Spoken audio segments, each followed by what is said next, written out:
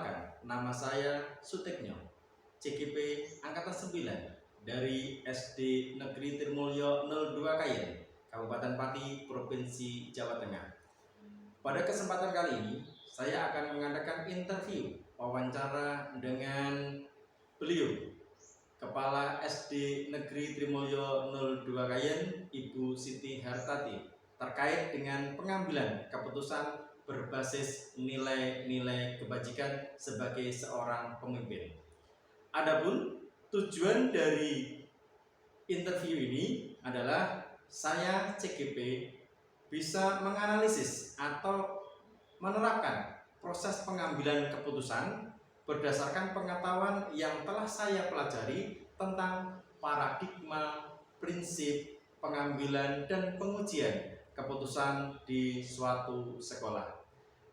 Pada kesempatan kali ini, saya ditemani oleh Ibu Kepala Sekolah, beliau Ibu Hartati SPD, sebagai nahkoda atau motor penggerak dari Lembaga Pendidikan Muara Ilmu di SD Negeri Tirmulyo 02 Kayen. Dan beliau termasuk Kepala Sekolah Senior yang berada di Kecamatan Kayen di lingkup Dinas Pendidikan Kecamatan Kayen. Mohon dengan hormat, Ibu Siti Hartati bisa memperkenalkan diri untuk pada interview siang hari ini. Assalamualaikum warahmatullahi wabarakatuh. Perkenalkan, nama saya Siti Hartati SPD, jabatan Kepala Sekolah Unit Kerja SD Negeri Tirmulyo 2 Kecamatan Kayen, Kabupaten Pati, Provinsi Jawa Tengah. Demikian perkenalan saya. Terima kasih Ibu atas perkenalannya, dan mohon maaf Ibu, mohon izin untuk mengajukan beberapa pertanyaan terkait dengan pengambilan keputusan berbasis nilai-nilai kebajikan sebagai seorang pemimpin. Baik. Terima kasih Ibu atas waktunya yang diberikan kepada saya. Yang pertama Ibu, selama ini Ibu sudah menakodai SD Negeri Tirmulyo maju berprestasi, sudah berperan dalam memimpin SD Negeri Tirmulyo ini. Bagaimana Ibu dapat mengidentifikasi kasus-kasus yang merupakan kasus dilema etika atau kasus rujukan moral? Baik. Untuk mengidentifikasi suatu kasus, apakah kasus ini termasuk kasus rujukan moral atau termasuk kasus dilema etika, maka perlu saya pengertian dari dua kasus tersebut.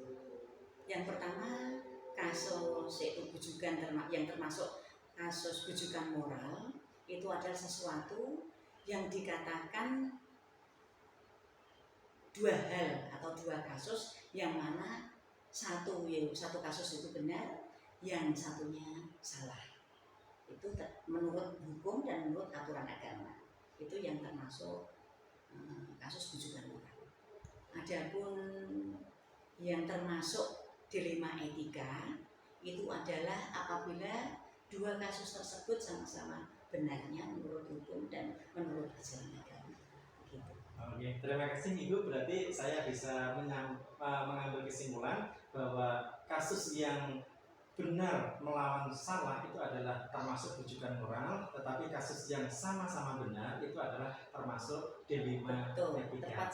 Oke, terima kasih Ibu. Berikutnya yang kedua Ibu, selama ini bagaimana Ibu menjalankan pengambilan keputusan di sekolah Ibu, khususnya di SD Negeri Tirmulyo ini, terutama untuk kasus-kasus di mana ada dua kasus yang kepentingannya sama-sama benar dan mengandung sama-sama nilai kebajikan?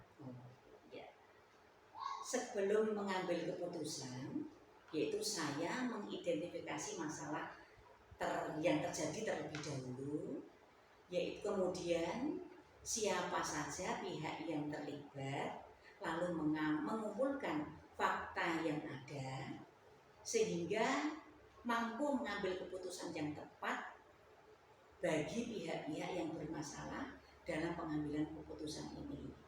Nah, tentu saja mengutamakan prinsip kekeluargaan dan musyawarah mufakat. Sangat bagus sekali Ibu. Berarti saya bisa mengambil kesimpulan bahwa langkah pertama kasus yang sama-sama benar ini, Ibu adalah langkahnya sangat tepat sekali dengan pertama identifikasi dulu, kemudian siapa yang saja yang terlibat, kemudian bisa mengajaknya secara musyawarah, secara mufakat untuk mengambil keputusan secara bersama. Betul sekali. Oke Ibu, terima kasih. Berikutnya Ibu, dalam memutuskan suatu masalah, ini kan pasti ada langkah-langkahnya atau prosedurnya. Mungkin langkah-langkah selama ini untuk mengambil keputusan yang Ibu terapkan di SD Negeri Tirumulyo terkait dengan kasus dilema etika itu bagaimana Ibu? Ya, baik. Nah, tepat sekali.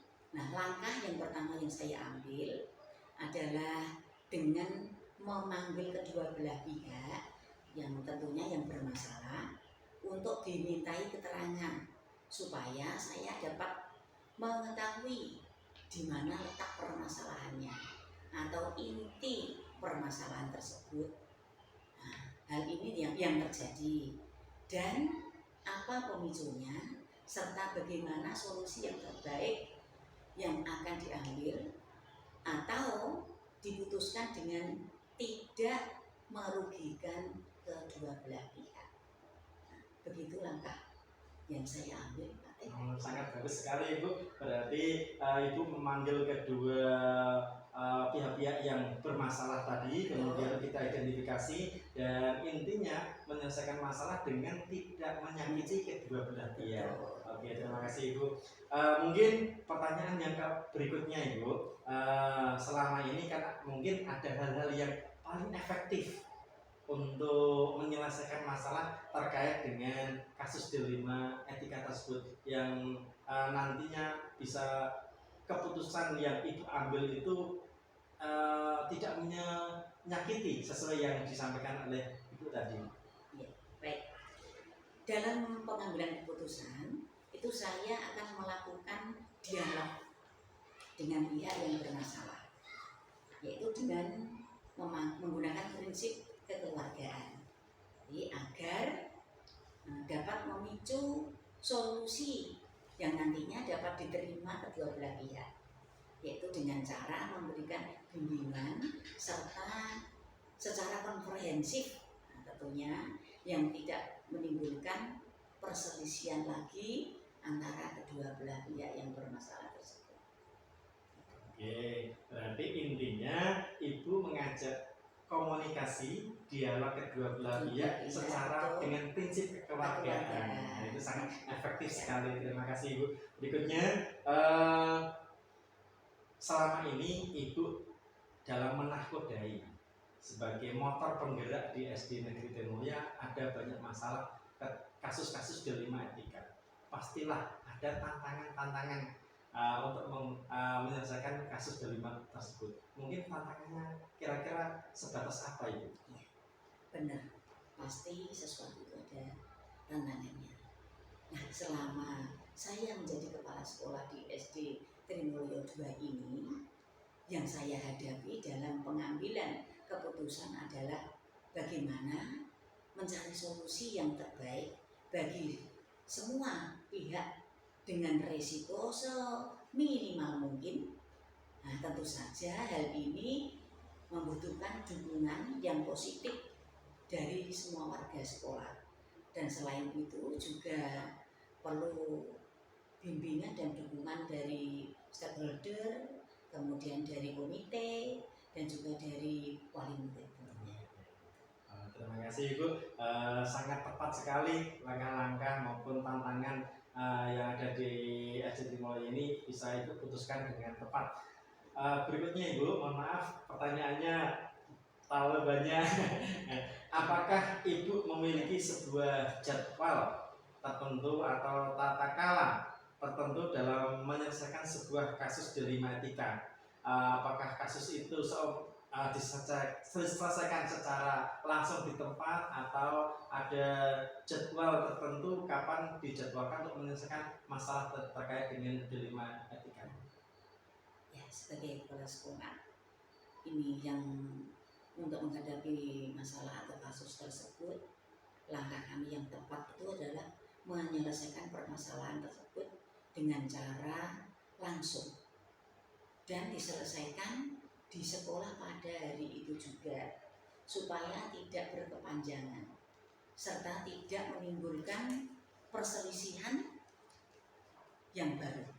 Nah, itu maksudnya supaya tidak timbul permasalahan yang baru dengan melibatkan beberapa pihak. Tentu saja itu tadi semua dewan guru, kemudian melibatkan juga pengawas sekolah, komite sekolah, supaya beliaulah atau mereka-mereka itu memberikan masukan yang baik. Dan tentu saja semuanya itu adalah tergantung pada karakter permasalahan yang terjadi.